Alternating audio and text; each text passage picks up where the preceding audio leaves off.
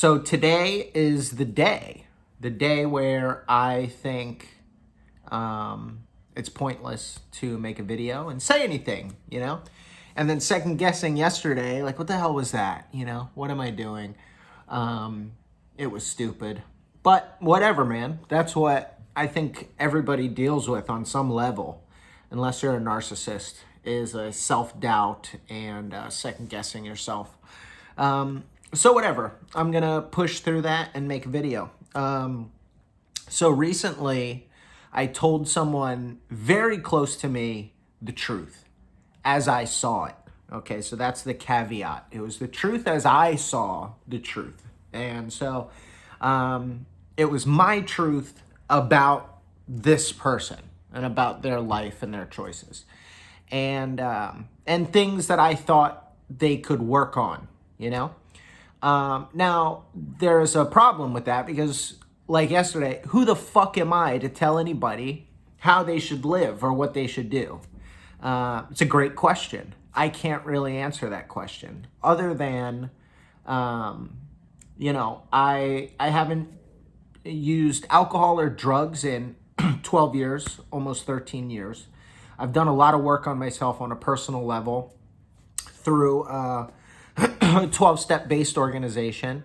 I've worked with people very closely who call me out on my bullshit and would tell me when I'm fucking up and when what I'm doing isn't working. And they tell me the hard truth. And so over time, I've developed kind of a thick skin to that. Like, I welcome feedback in my current line of work, with the clients that I work with. If they have feedback for me, if I'm not doing a good job, or if something's not right, if they don't like pricing, or if something showed up and it wasn't to their liking, I want to hear it. I'm excited to hear it. Negative feedback to me is awesome because it's there's meat on the bone. There's stuff there to consume and to try to fix and improve. So I like negative feedback. Or not great. If it's not great, I don't do things to intentionally get negative feedback. But if it happens, I welcome it with open arms. I like feedback. So I told this person who's very close to me some feedback, some straight feedback. And I was really nervous to do it. I was scared to do that because this is someone that I know, like myself, is sensitive. And if they care about someone, they care what that person thinks. I do. I care what people think about me, especially if I care about them. The more I care about somebody, the more I care what they think. Other people that I don't know, I don't really care, or people that I don't have respect for, I don't care what they think about me. So I gave this person feedback, and it was hard to do, but I felt as though I had to do it because after spending some time with them, I noticed certain things. So again, who am I to give anybody feedback? 12, almost 13 years, no drugs or alcohol, a lot of self-work, working on myself, having other people give me feedback, giving myself feedback, setting goals for myself that I don't tell anybody about, that I still accomplish. So it's like I'm accountable only to myself. But as a test to see if I can keep my word to myself, I do that a lot. I was a counselor for 10 years, which basically I had a piece of paper by the state of Florida, which said that I could talk to people for a living and I could document what we talked about. So I spent 10 years talking to people with mental health problems, depression, anxiety, schizophrenia, schizoaffective disorders and things like that, as well as drug and alcohol problems primarily. And over time, I developed an ability to tell people the truth about themselves in a way that wasn't necessarily hurtful. So I could tell someone point blank about their bullshit and it wouldn't come across in a way that was mean or malicious. Okay? I just happened to develop that skill over time because I needed it. I needed it in order to help people. So it was a skill that I acquired out of necessity to try to reach the people that I was counseling. Other than that piece of paper from the state of Florida, I have no business telling people what to do with their life. when I got the renewal for that piece of paper from the state of Florida, because I'm no longer a counselor, I burnt it to a crisp because I was so grateful to not be a counselor anymore. Because it's a thankless, soul-sucking job. And a lot of the times when you're a counselor in substance abuse, you subsequently end up working for a treatment center where the owners or the people that started it are making gazillions of dollars. You're not getting paid very much of anything, and they do whatever they want, and it's a 60-hour-a-week job with people basically telling you to fuck off and that they hate you all day. So it could be worse, but I was very grateful to get out of that line of work. But still, I have this ability to tell people the truth as I see the truth. And I think over a period of time, I got pretty good at seeing through the BS and reading between the lines and seeing what's going on with people within their personality and things that they could work on, that if they chose to work on those things, their life would improve. So again, recently I told someone very, very close to me who I love very much, some hard truths potentially. And it was hard to do, but I felt as though it was my responsibility, given the role that I play in this person's life, to tell them the truth as I saw the truth. So today I was at the dentist, and it made me think that a dentist's job is to clean people's mouth and to fix things that are decaying in their mouth. And it's a job that inflicts a lot of freaking pain on people, okay? Like, there's no way around it with dentistry. You're gonna hurt people, okay? But though it's so vital to do what they do, because your mouth and your teeth, and there's nerves in your jaw, and there's things that go on, and you can get sick from your teeth, you can have problems that all stem from your mouth. So fixing it is very important, but it comes with bare minimum discomfort, okay?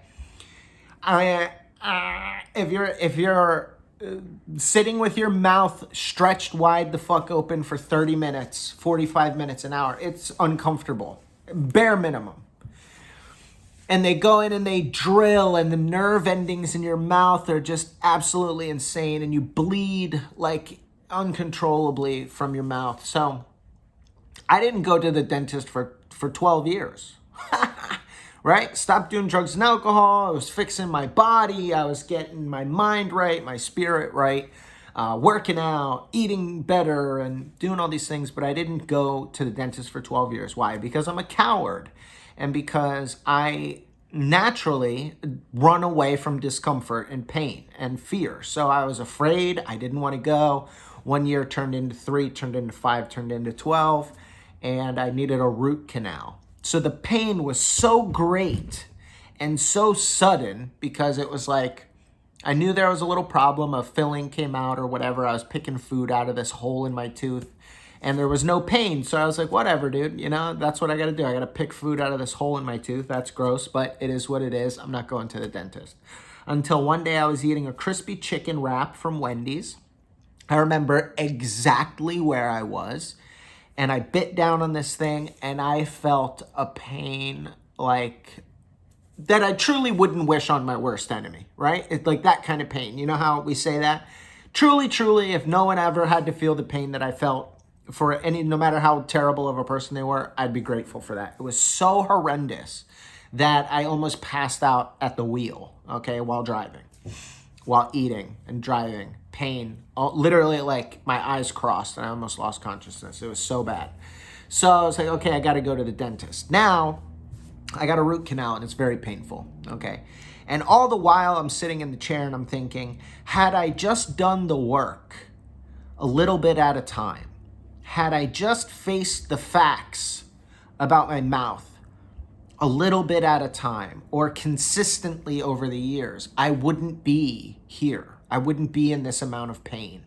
I wouldn't be in this amount of discomfort. And I was taking the responsibility for what was going on.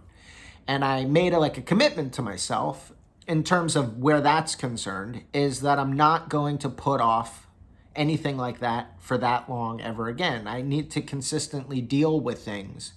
And so, similarly with the truth, I don't believe that human beings can tell themselves the 100% truth because we have an ego. And the ego's job is to protect me and tell me that I'm okay. Even if I'm not okay, my ego says, you got this, bro. You're good. Don't listen to them. He's an idiot. She's wrong. They're fucked up. You're good. That's my ego's job. And so I, on some level, right, just like a dentist can't dentist themselves, I need other people in my life to tell me the truth. And sometimes it's going to hurt and sometimes it's going to be uncomfortable, but I need them to go in and remove the decay from my life or from my personality. I need them to point out this is wrong, or this is getting worse, or this needs to get removed or fixed. I need people to do that, and I welcome that because I've accepted wholeheartedly that my life is 1,000 times better when I have those people in my life telling me the truth. So, much like a dentist, I told the truth to this person, and I knew, okay, this might hurt, this might be uncomfortable. I'm coming from a place of love, and it's got to be done, I think. You know, it's my opinion, based on my experience working with, 1,000 people or whatever over 10 years worth of time, and seeing things with people and noticing patterns in people when it comes to anxiety, depression, and how people cope with those emotions, with those things, and how they lash out at people because of those things. So I knew I got to say it. It's my job to say it because I don't think there are a lot of other people in this person's life who are going to just lay it out, and just tough love, kind of cold hard. This is what I see. So I did it. And today I was at the dentist and they were doing a cleaning, like a deeper cleaning, because my gums are all jacked up because of the 12 years that I didn't go to the dentist. So I have ongoing issues. The consequences are ongoing because of that. And it was uncomfortable. And I thought, wow, man, this is like being told the truth. I'm in this chair, it's like I have to surrender to this process. I have to accept the feedback, and I have to let the truth get in there and remove the things that don't work, and the things that are going to make me sick, and the things that are going to cause me pain, or the things that are actively making me sick and causing me pain. So I thought that was a neat metaphor, or analogy, whichever one that is. And so I think, I also have people that are very close to me that are enablers, okay? And I have a tendency, I can enable as well, but I will not tell someone the truth for fear of hurting their feelings or for fear of being uncomfortable myself, okay? And I've learned again over time that that is detrimental as well. I need to be a truth teller, okay? And if I'm resentful or I'm uncomfortable or I'm upset because I'm not telling someone the truth, that's my fucking problem. It's not their problem because that person's just living their life and doing their thing. And they maybe have no idea the resentments that I'm harboring or the truths that I'm not saying. So I think it'd be cool if we all just told the truth, number one. That would be great. Like 98% of the time, telling the truth. Okay, sometimes the truth really hurts and it can't be inserted into a certain moment without causing kind of more damage. So we have to be tactful in how we use the truth. But, but I see people that are close to me that kind of like are suffering on some level, and it's because they're liars. They're lying to themselves. They're lying to people around them. They're lying to people that they love very much also. So the truth shall set you free, but first it might hurt like a bitch. Like that's the fine print that they left out of that nifty little saying. And so that's the deal with that, and I can't always see the truth for myself. So I need to find people and keep people in my life who will tell me the truth. The people who will call me on my bullshit. The people who will say, that was rude, or that wasn't cool, or that was awesome. You should continue that. That was great. And if I don't have those things in my life, eventually someday, someone, somewhere, something will reveal the truth. And that's when, somebody's 40 years old and they're like, oh shit, I fucked my life up, So the younger, the better to get those people into your life. I wish I had people in my life at 17, 18, 19 that were telling me the truth, but I was too far gone at that point to hear it or want to hear it, because it kept me from doing what I wanted to do. But like the dentist, like the root canal, when the pain got great enough, I went rushing in. Tell me the truth. Tell me the truth. Get this thing out of here. Do whatever you got to do. Drill it down to a nub. Put a cap on it. I don't care. Do whatever you got to do to make this pain stop. And if we can put the people in our lives way beforehand, like prevention is better than cure, which isn't an expression I made up. Somebody taught me that. Prevention is better than cure. Get people in our lives that are going to tell us the truth and hold us accountable. And then we don't have the root canal. We avoid all of that. We avoid all of that pain and discomfort. For a little bit of discomfort along the way, we avoid that major pinnacle of pain. So that's it. Day number 2. And this is it. I had a thought. I thought maybe that could help. Maybe it is a bunch of bullshit and it makes no sense.